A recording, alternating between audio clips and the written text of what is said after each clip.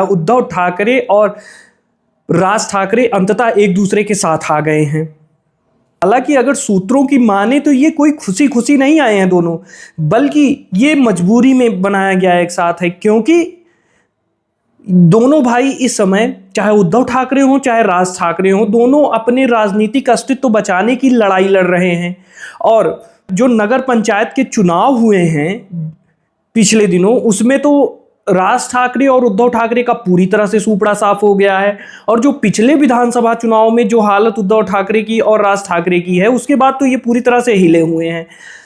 उद्धव ठाकरे की पार्टी 20 सीटों तक विधानसभा चुनाव में सिमट गई और उसका वोट प्रतिशत जो लोकसभा चुनाव में 16% था, वो घटकर 10% पर आ गया। और राज ठाकरे की तो बात ही मत करिए, उनके राजनीतिक प्रदर्शन की।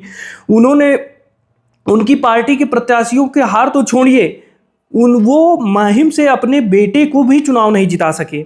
जिसके बाद से ये दोनों भाई एक बात तो समझ गए थे कि आने वाले दिन इनके लिए कठिन है और शिवसेना की पकड़ लगभग मुंबई से भी खत्म हो जाएगी अगर वो बीएमसी हार गए।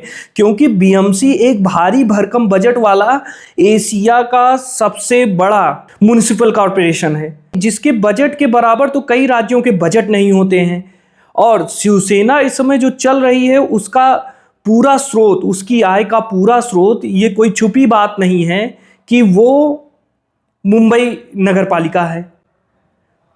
तो अगर शिवसेना को अस्तित्व में रहना है तो इनको चुनाव जीतने इस बार जरूरी हो गए। और सामने जब भाजपा जैसी पार्टी हो और शिवसेना पूरी तरह से टूट चुकी है, उसके आधी क्या 90% शिवसेना शिंदे के पास जा चुकी है। उसके नगर सेवक बहुत सारे, उसके शाखाओं के बहुत सारे सैनिक सब शिंदे के पास जा चुके हैं, क्योंकि सत्ता ऐसा चुंबक होती है, वो सबको आकर्षित करती है।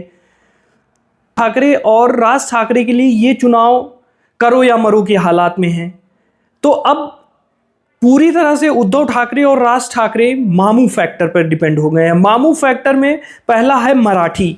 इस प्रेस कॉन्फ्रेंस में उन्होंने एक साथ आने का ऐलान किया, उसमें उद्धव ठाकरे ऐलान करते हैं कि हम दोनों साथ लड़ने वाले हैं, लेकिन वो एक अपील करते हैं और मराठी अस्मिता की बात करते हैं। और वो योगी आदित्यनाथ जो हिंदुओं के लिए जो नारा बोलते हैं, बटोगे तो कटोगे, उस नारे को ये दोहराते हैं और मराठियों के लिए वो कहते हैं, मराठी अस्मिता की बात करते हैं। वो मराठियों से अपील करते हैं और वो मराठियों को बताते हैं कैसे उनके दादा के ज़माने से उन्होंने मराठा के लिए संघर्ष किया है, मुंबई के लिए उन्होंने संघर्ष किया है। सब कुछ गिनाते हुए उनका यही मतलब था कि मराठा एकजुट हो जाएं और उनको चुनाव में जिताएं।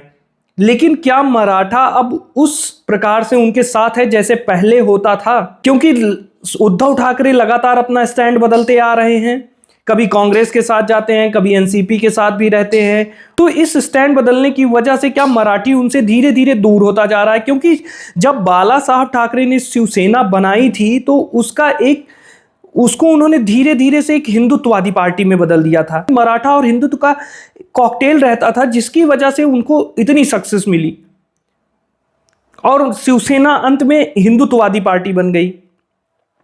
और उद्धव ठाकरे इस चीज से पिछले कुछ दिनों में दूर होते चले गए हैं। और जो वहां का मराठा है, वो हिंदुत्व के नाम पर भाजपा को अब अपनी विरासत सौंपना चाहता है। वो भाजपा को ही बाला साहब के बाद हिंदुत्व के असली हकदार मानता है, जिसके बाद से ये क्लेम करना कि उनके इस आह्वान पर सारे मराठी एक हो जाएं, ये तो मुश्किल लग रहा है।